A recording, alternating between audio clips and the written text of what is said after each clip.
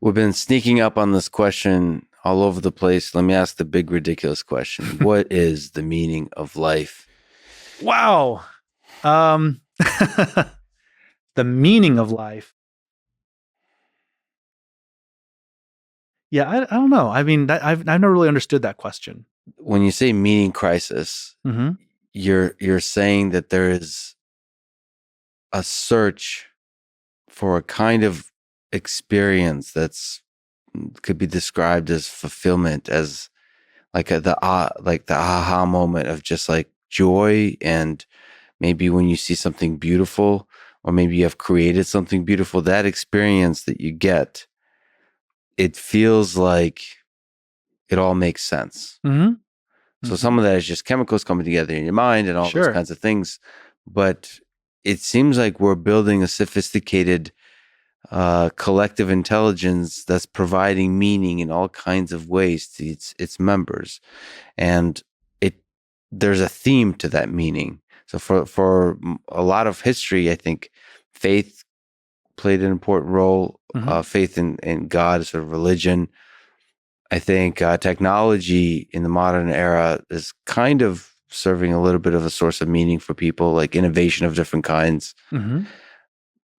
I think the old school things of love and the basics of just being good at stuff. Mm-hmm.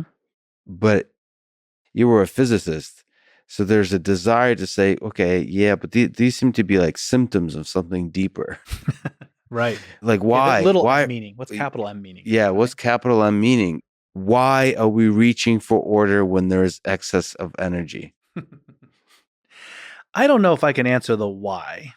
Any why that I come up with, I think, is going to be.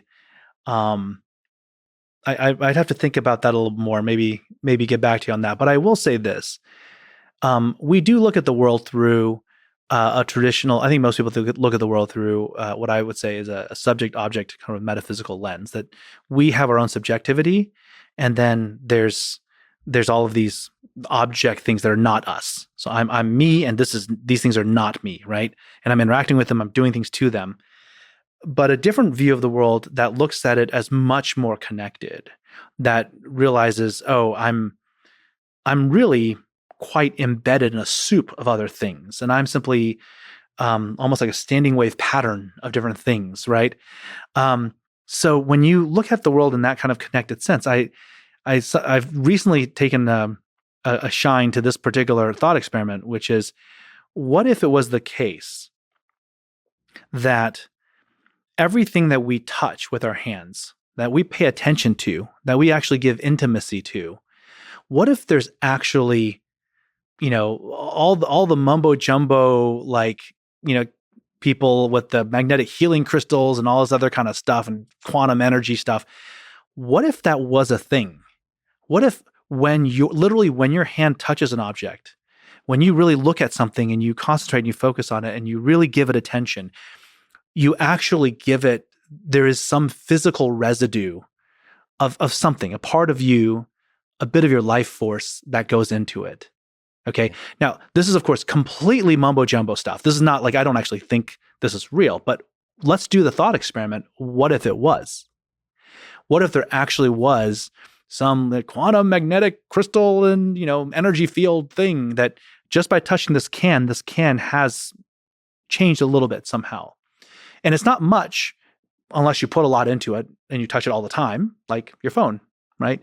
These things gain meaning to you a little bit.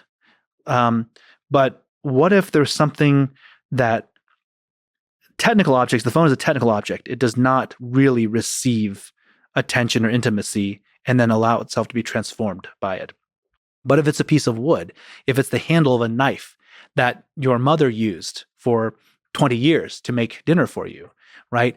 What if it's a keyboard that you banged out your world transforming software library on? Mm-hmm. These are technical objects and these are physical objects, but somehow there's something to them. We feel an attraction to these objects as if we have imbued them with life energy. Yeah. Right. So if you walk that thought experiment through, what happens when we touch another person, when we hug them, when we hold them? And the reason this ties into my answer for your question is that there's if there is such a thing, if we were to hypothecate such a thing, it could be that the purpose of our lives is to imbue as many things with that love as possible. That's a beautiful answer and a beautiful way to end it, Peter. You're an incredible person. Thank you. Spanning so much in the space of engineering and in the space of philosophy. I'm really proud to be living in the same city as you. and I'm really grateful that you would spend your valuable time with me today. Thank you so much. Thank you. I appreciate the opportunity to speak with you.